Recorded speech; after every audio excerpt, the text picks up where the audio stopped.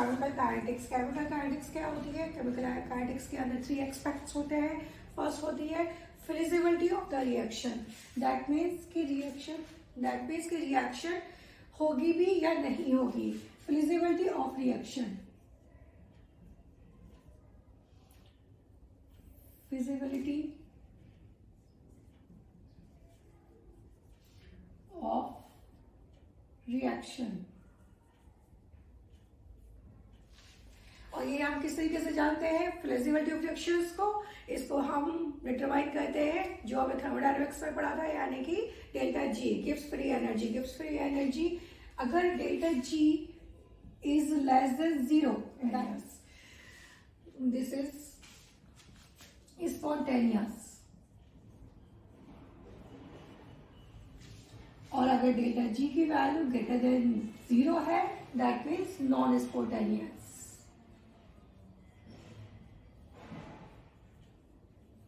और अगर delta G की वैल्यू इज इक्वल टू है, that means process will be equilibrium.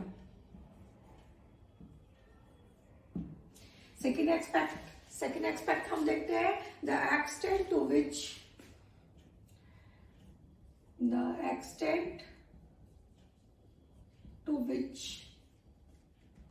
Reaction occur,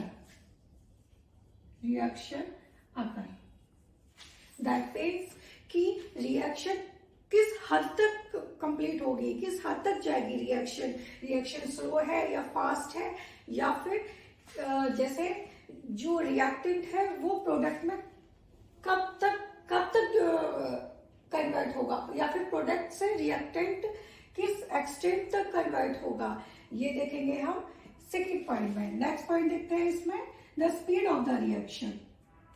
speed of the reaction,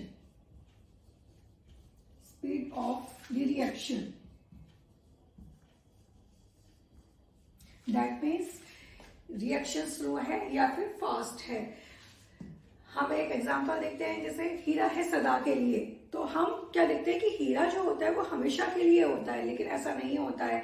हीरे को थाउजेंड्स ऑफ ईयर में, जो डायमंड होता है वो ग्रेफाइट में कन्वर्ट हो जाता है। इसका मतलब क्या हुआ कि अगर कोई भी चीज 1000 ऑफ ईयर्स में कन्वर्ट हो रही है तो वो क्या है? एक स्लो प्रोसेस है। डायमंड से ग्रेफाइट में कन्वर्ट होना। और सपोज अगर हम एक ग्लास वाटर है और उसमें इंक मिक्स करते हैं, तो हम क्या देखेंगे कि वो इंक जो है वो तुरंत ही उसमें डिसॉल्व हो गई है। तो इसका मतलब होता है कि ये फास्ट रिएक्शन है। तो नाउ अब हम डिस्कस करेंगे यहाँ पे स्लो रिएक्शंस को और फास्ट रिएक्शंस के कुछ एग्जांपल देखते हैं। स्लो और फास्ट। देखिए स्लो रिएक्शन क्या होती है, जैसे सपोज टमाटो लेते हैं हम अपने घर पे, तो अगर हम उसको बिना फ्रीज के बाहर रख दें तो क्या होगा कि कुछ वीक्स में वो सड़ जाएगा। वो इंस्टेंट तो नहीं सड़ हो रहा है, तो वो कुछ टाइम रखने के बाद सड़ेगा। तो इसलिए उसको क्या कहेंगे हम कि ये प्रोसेस क्या है? स्लो प्रोसेस है। और जो सपोज सॉल्ट को अगर हम वाटर में मिक्स कर रहे हैं तो वो क्या है? फास्ट प्रोसेस है। इसके अलावा रस्टिंग ऑफ आयरन है। हम आयरन पे जब रस्टिंग लग जाती है तो उसको देखते हैं कि ये जो आयरन पे जो रस्टिंग लगती है उसको करने में भी बहुत सारा टाइम लगता है। तो ये भी क्या कहलाता है? Slow process.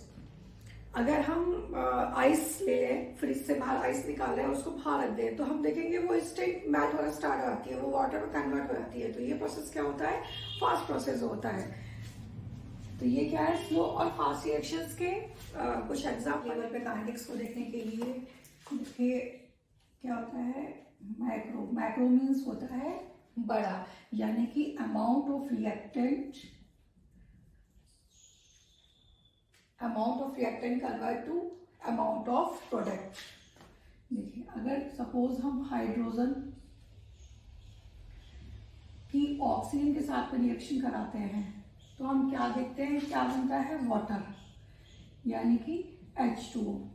लेकिन माइक्रोस्कोपिक लेवल से अगर हम देखेंगे तो क्या देखेंगे कि ये जो H2 है, H2O के साथ में, ऑक्सीजन के साथ में रिएक्शन करके वाटर, यानी कि केवल बाहर से हमने ऊपर से देख लिया। सपोज एक वर्ड है स्काई में और वो नीचे की तरफ देखती है, तो वो नीचे की तरफ अगर वो देखेगी तो उसे क्या दिखेगा कि कितने फ्लैट है नीचे, कितनी कारें हैं नीचे, और या फिर स्विमिंग पूल कहाँ है, स्कूल्स कहाँ है, केवल ऊपर ऊपर से देखना। लेकिन अगर हम देखना चाहते हैं कि हाइड्रोजन और ऑक्सीजन आपस में कैसे रिएक्टेंट कर रहे हैं, इनके मॉलिक्यूल्स कैसे आपस में रिएक्शन कर रहे हैं, ये सब देखने के लिए ये होता है मॉलिकुलर लेवल पे, यानी कि या फिर माइक्रोस्कोपिक लेवल भी कह सकते हैं हम इसको।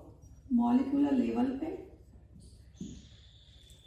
अमाउंट ऑफ रिएक्टेंट कन्वर्ट होता है अमाउंट ऑफ प्रोडक्ट में, कि कितने मॉलिक्यूल्स आपस में किस तरीके से वो कोलाइड कर रहे हैं, किस तरीके से वो H2O के साथ पे रिएक्शन करके H2O होता है।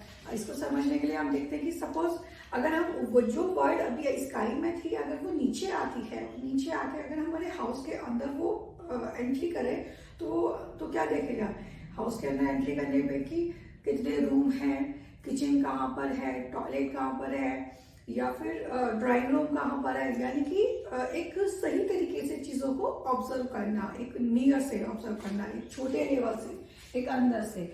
माइक्रोस्कोपिक लेवल पे केवल ऊपर ऊपर से कि H2 की ऑक्सीजन के साथ रिएक्शन करके वाटर बनाता है, और माइक्रो मॉलिक्यूलर लेवल पे देखेगा कि ये आपस में किस तरीके से मॉलिक्यूल्स रिएक्शन करते हैं। इसके बाद हम देखते हैं एवरेज और instantaneous, average and instantaneous speed, ये हमने फिजिक्स में भी पढ़ा था। आज हम फिर से इसको रिवाइज करते हैं एवरेज और इंस्टेंटेनियस स्पीड को।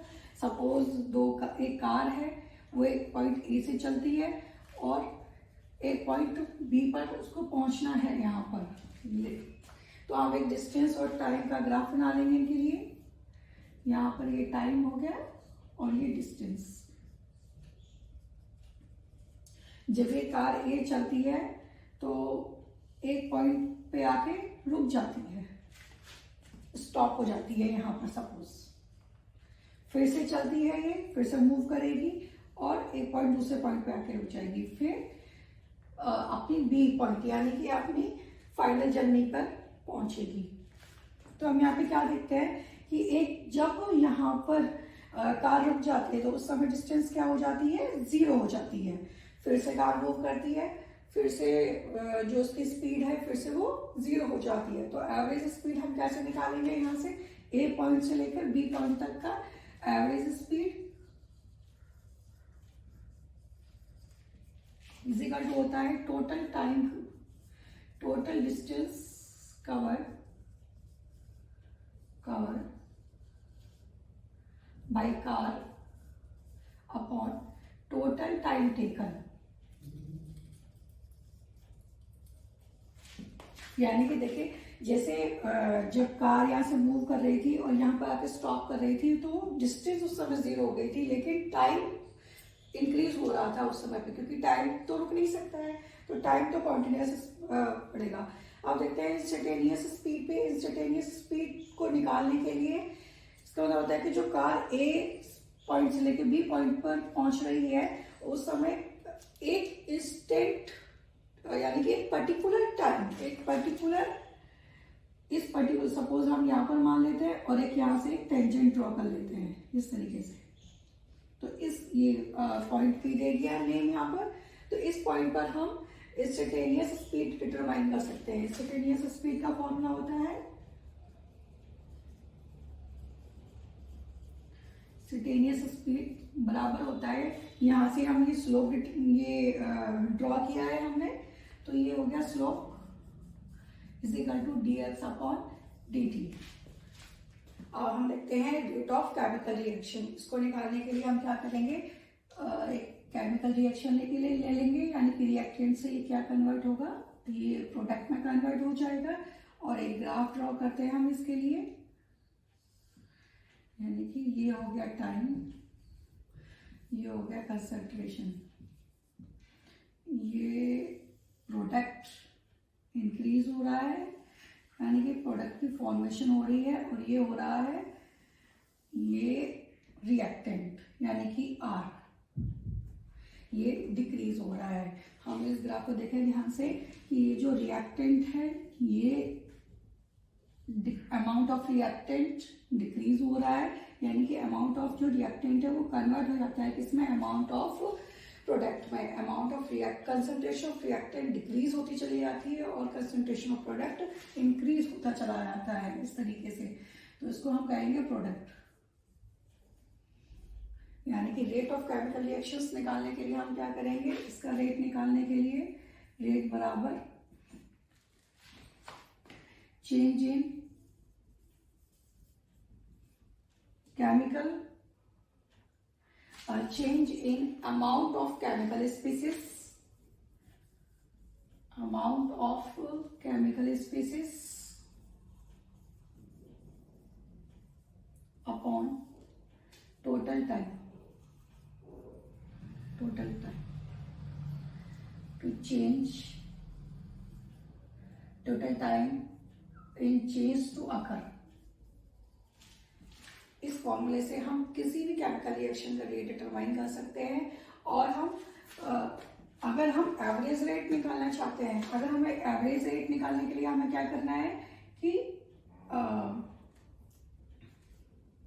यानी कि dr minus upon dt is equal to dp upon dt, यानी कि rate of concentration of reactants decreases and the concentration of product is increases। हम यहाँ पे ये रेट को R से डिनोट करेंगे और इसको हम एवरेज लिख देंगे इस तरीके से। हम इसे इस तरीके से भी लिख सकते हैं minus R2 upon R1 upon T2 minus T1, और यहाँ पे लिख देंगे हम P2 माइनस P1 और T2 माइनस T1, यानी कि ये हो गया R एवरेज। यहाँ से हम एवरेज रेट भी डिटरमाइन कर सकते हैं। अब जैसे हमने अभी पहले रिएक्शंस में क्या देखा था कि हमने एवरेज स्पीड के साथ इंस्टेंटेनियस स्पीड भी डिटरमाइन करी थी, हम यहाँ पर भी रेट ऑफ केमिकल रिएक्शंस पर भी ऐसा कर सकते हैं। जो एवरेज रेट है इसकी तरह हम एक इंस्टेंटेनियस स्पीड भी इंस्टेंटेनियस रेट भी डिटरमाइन कर सकते हैं। तो एक पॉइंट इंस्टेंटेनियस को डिटरमाइन करने के लिए हम क्या करेंगे, रेट ऑफ रिएक्शन को डिटरमाइन करने के लिए देखो हम जो product concentration of product increase हो रहा है उसी पर एक पर्टिकुलर पॉइंट पर, यानी कि एक पर्टिकुलर पॉइंट पर हम इसकी स्पीड डिटरमाइन कर लेंगे कुछ इस तरीके, सॉरी स्पीड नहीं, यहाँ पर आएगा रेट डिटरमाइन कर लेंगे हम इस पर। और स्लोप इजिकल टू, ये स्लोप बन जाएगा एक पॉइंट P पर, और स्लोप इजिकल टू हो जाएगा माइनस dr अपॉन dt, और ये स्लोप हो जाएगा dp अपॉन dt, यानी कि ये हो गया पॉजिटिव। ये एक पर्टिकुलर पॉइंट पर इस तरीके से हम, और भी जो ये जिस जर्नल है हम किसी भी केमिकल रिएक्शंस का एवरेज और इंस्टेंटेनियस रेट ऑफ रिएक्शन यहाँ से डिटरमाइन कर सकते हैं।